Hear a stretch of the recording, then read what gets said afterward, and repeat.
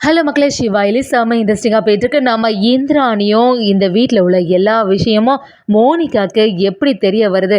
கண்டிப்பாக குடும்பத்தில் உள்ள யாரோ ஒருத்தங்க தான் அந்த மோனிகாவுக்கு உதவி பண்ணுறாங்க அப்படின்னு சொல்லும்போது, இது எல்லாத்தையும் கேட்டு இருந்த காளியப்பனும் இதாண்டா சரியான சான்ஸ் சொல்லிட்டு நம்ம செழியனை மோனிகா கிட்ட கோத்து விடுறாங்க. அதே சமயத்தில் ஒரு வீடியோ ஆதாரத்தை இந்திராணி கிட்ட காட்டும்போது, இந்திராணியும் அப்போ எல்லாத்துக்கும் காரணம் செழியன் தான் சொல்லிட்டு பிரச்சனை பண்ணும்போது, ஒரு கட்டத்தில் நம்ம சிவா செழியனை காப்பாத்துனாங்களா? இந்திராணிக்கு எல்லா உண்மைகளும் தெரிய வரப்போதா? வீடியோக்குள்ள போகிறதுக்கு முன்னாடி நம்ம சேனலுக்கு சப்ஸ்கிரைப் பண்ணுங்க, அப்படியே பக்கத்துல இருக்க பெல் ஐக்கனை கிளிக் பண்ணுங்க. அப்பதான் நான் போடுற வீடியோலாம் உங்களுக்கு நோட்டிஃபிகேஷன் வரும். நம்ம சிவா கிட்ட விஜயகுமார் சாரும் ஒரு முக்கியமான விஷயத்தை பற்றி உங்கள்கிட்ட சொல்லணும், நீயும் அயலியும் இப்போ உடனே கிளம்பி வாங்க அப்படி சொல்லும்போது, அதை கேட்ட சிவாவும் சரி அயலிக்கிட்ட எப்படியாவது சொல்ல வேண்டியதானு வராங்க. அதே சமயத்தில் நம்ம இந்திராணியும் அயலிக்கிட்ட பேசிகிட்டு இருக்காங்க. என்ன அயலி, நீ ரித்திகாவையா சந்தேகப்பட்ட?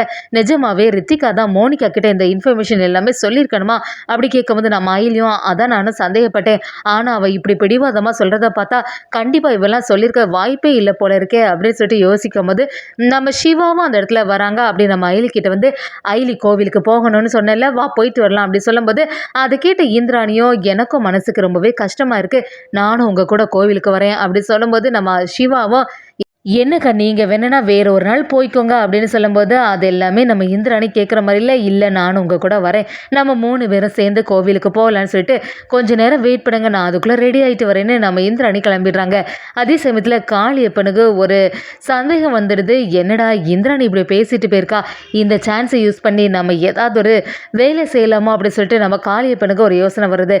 நம்ம சிவாவும் அயலிக்கிட்ட வந்து, அயலி அவசரமாக ஏதோ விஜயகுமார் சார் நம்மளை கூப்பிட்டுருந்தாங்க, அதனால தான் கோவிலுக்கு போகலான்னு சொல்லிட்டு நானும் சமாளித்து பார்த்தேன், அதுக்குள்ளே அக்கா நம்ம கூட வருவாங்கன்னு எதிர்பார்க்கவே இல்லை அப்படி சொல்லும்போது, நம்ம அயலியும் சரி சிவா அதை பற்றி கவலைப்படாதுங்க, கொஞ்ச நேரம் தானே கோவிலுக்கு போயிட்டு உடனே நம்ம சாரை பார்க்க போயிடலான்னு சொல்லிட்டு நம்ம அயலியும் சிவா கிட்டே சொல்ல ஆரம்பிக்கிறாங்க. காளியப்பனும் அப்படியே மோனிகா கிட்ட வந்து, மோனிகா நான் சொல்கிற மாதிரி ஒரு நீ செயலை பண்ணணும், ஏற்கனவே இந்திராணி வீட்டில் உள்ள யாரோ ஒருத்தங்க தான் இந்த தகவல் எல்லாமே வெளியில் சொல்கிறாங்க அப்படின்னு புலம்பி தள்ளிட்டு இருந்தா, இதை வந்து நம்ம யூஸ் பண்ணி செழியனை வந்து இதுக்குள்ளே கொண்டு வந்துட வேண்டியதான் அப்படி சொல்லிட்டு நம்ம மோனிகா கிட்ட சொல்லும்போது, மோனிகாவும் இது சரியான பிளானாக தான் இருக்குது, எப்படியாவது செழியனை சந்திக்கிற மாதிரி ஒரு செயலை நான் பண்ணுறேன், அந்த சமயத்தில் கரெக்டாக நீங்கள் வீடியோ எடுத்துருங்க, அந்த ஆதாரத்தை மட்டும் அந்த இந்திராணிக்கு அனுப்பி வச்சு கண்டிப்பாக இந்திராணி சந்தேகப்பட்டு செழியன் தான் இது எல்லாத்துக்கும் காரணம் சொல்லிட்டு புரிஞ்சுப்பான்னு சொல்லி நம்ம மோனிகாவும் காளியப்பனும் சேர்ந்து ஒரு ஐடியாவை போடுறாங்க.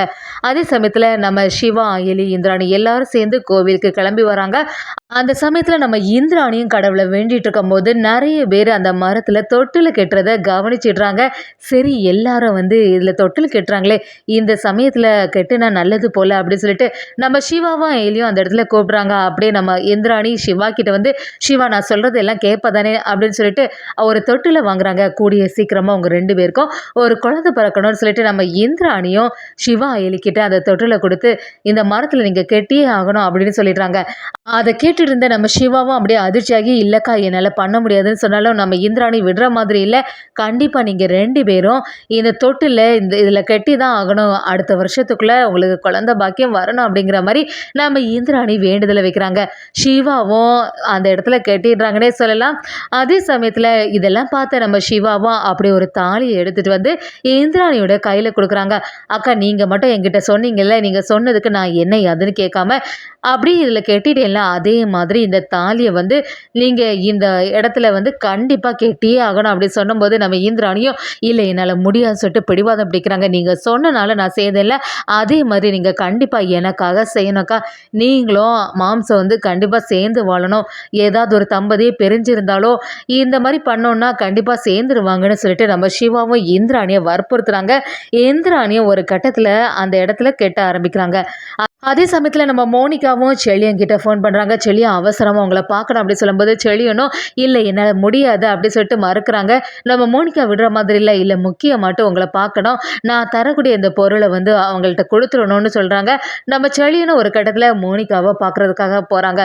மோனிகாவும் என்ன செழியா, நீ அந்த வீட்டுக்கு போனதுலேருந்து என்கிட்ட சரியாக பேசுகிறதே இல்லை, உனக்கு உன்னோட ஒய்ஃப் இந்திராணி தான் இப்போ முக்கியமாக போனா போல், ஆனால் இந்திராணி எல்லாம் உன்னை மதித்த மாதிரி தெரியலை, ஏற்கனவே இந்திராணி வந்து நீ வந்து வேண்டான்னு சொல்லிட்டு ஒதுங்கிட்டல, அதுக்கப்புறமா எதுக்கு இந்திராணிக்கு பின்னாடியே சுத்திட்டு இருக்க.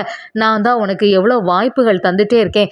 தயவு செய்து நீ வந்து அதை ஏத்துக்க கூடாதா அப்படின்னு சொல்லிட்டு நம்ம மோனிகாவும் செழியன் கிட்ட சொல்லும்போது, செழியனும் என்ன பேசுற மோனிகா, இதுக்காக தான் என்ன நீங்க கூப்பிட்டுருந்தியா? இது தெரிஞ்சுதான் நான் வந்திருக்கவே மாட்டேன்.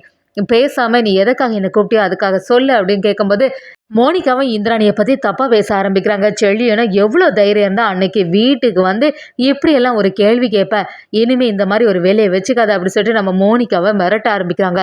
மோனிகா அதோட விடாம சரி செழியா இந்த பணத்தை வாங்கிக்கோன்னு சொல்லிட்டு கொடுக்கும்போது, நம்ம செழியனும் அது எதுக்காகன்னு சொல்லிட்டு சந்தேகப்பட்டு இருக்கும்போது இது எல்லாத்தையுமே காளியப்பன் வந்து வீடியோவா எடுத்து வச்சிடுறாங்க. இது போதும் நமக்கு, இது அப்படியே நம்ம இந்திராணி கிட்ட ஃபார்வர்ட் பண்ணாலே போதும், அதுக்கப்புறமா அவளே புரிஞ்சுப்பான்னு சொல்லிட்டு காளியப்பனை எப்படியாவது செழியனை மாட்டி விடணும் அப்படின்னு சொல்லிட்டு அந்த வீடியோ ஆதாரத்தை அப்படியே நம்ம இந்திராணிக்கு அனுப்பி விடுறாங்க. இந்திராணி கிட்ட ஃபோன் பண்ணி அப்படியே பேச ஆரம்பிக்கிறாங்க. என்ன இந்திராணி, நீ வந்து ஒரு குழப்பத்தோட இருந்தல, நம்ம வீட்டில் நடக்கக்கூடிய விஷயம் எல்லாமே அந்த மோனிகாக்கு எப்படி தெரிய வந்துச்சு, எப்படி இந்த கேள்வி எல்லாமே கேட்டுட்டு இருக்கா அப்படின்னு சொல்லிட்டு யோசிச்சல. இப்போ எனக்கு புரிஞ்சிட்டுமா, நான் உனக்கு ஒரு வீடியோ ஆதாரம் அனுப்பி வச்சிருக்கேன் பாரு, அதை பார்த்தாலே உனக்கு நல்லாவே தெரியும் யாருனால இந்த விஷயம் எல்லாம் வெளியில் போயிருக்கு அப்படின்னு சொல்லும்போது, அதை கேட்டு இந்திராணி அப்படியே அதிர்ச்சியாக நிற்கிறாங்க. சரி யாருனால இருக்குன்னு சொல்லிட்டு உடனே அந்த வீடியோவை பார்க்குறாங்க. அதில் மோனிகாவும் நம்ம செழியனும் சேர்ந்துருக்க மாதிரி இருக்கு. இதை பார்த்து அப்படியே நம்ம இந்திராணி அதிர்ச்சி நிற்கிறாங்க. எவ்வளோ தைரியம் தான் வீட்டுக்குள்ளேயே நல்ல மாதிரி நடிச்சுட்டு வெளியில் அந்த மோனிகாவுக்கு ஆதரவாக இருந்து இப்படி வீட்டில் உள்ள எல்லா இன்ஃபர்மேஷனையும் கொடுத்துருப்பான். இது எல்லாத்துக்குமே காரணம் அந்த செழியன் தான் சொல்லிட்டு நினச்சி அப்படியே ரொம்பவே ஃபீல் பண்ண ஆரம்பிக்கிறாங்க. இதோட விடக்கூடாதுன்னு சொல்லிட்டு இந்திராணி ஏற்கனவே அந்த தாலி கட்டினதை பார்க்குறாங்க. அதை கவனித்து அப்படியே மரத்தில் இருந்த தாலி அப்படியே எடுக்கிறாங்க.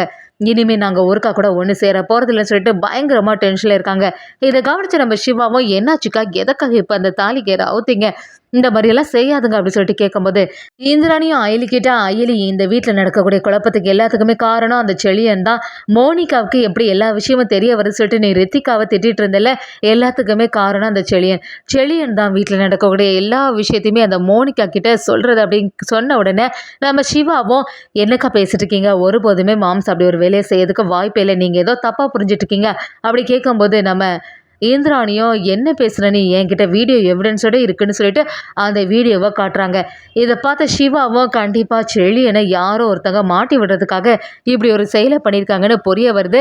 அப்படி நம்ம இந்திராணி கிட்ட வந்து யாருக்கா உங்களுக்கு இதை அனுப்புனது அப்படி கேட்கும்போது, இந்திராணியும் எல்லாமே சித்தப்பா தான், காளியப்பன் சித்தப்பா தான் அனுப்புனது அப்படின்னு சொல்லும்போது, நம்ம சிவாவுக்கு இப்போ எல்லாமே புரிய ஆரம்பிக்குது. இதுக்கு பின்னாடி அந்த காளியப்பன் தான் காரணமாக இருக்கும். ஏற்கனவே ஒரு பாவையை கடத்தி வச்சு ஒரு வேலை செய்தான், இப்போ சொத்துக்காக இப்படி ஒரு வேலை செய்திருக்கான் போல அப்படிங்கிறது எல்லாமே நம்ம சிவாவுக்கு புரிய ஆரம்பிக்குது. இதோட விடக்கூடாது அப்படின்னு சொல்லிட்டு யோசிக்கிறாங்க. நம்ம இந்திரனையும் பயங்கர கோபத்தோட செழியனை பார்க்கறதுக்காக வீட்டுக்கே வராங்க. நம்ம வீட்டுக்கு வரும்போது செழியனும் ரொம்பவே அன்பா பாவைக்கிட்ட பேசிட்டு இருக்கும்போது இந்திராணி பயங்கர டென்ஷன் ஆகி ஒரு நிமிஷம் கூட இனி இந்த வீட்டில் நீங்கள் இருக்கவே கூடாதுன்னு சொல்லிட்டு நம்ம செழியன் கிட்ட பிரச்சனை பண்ண ஆரம்பிக்கிறாங்க.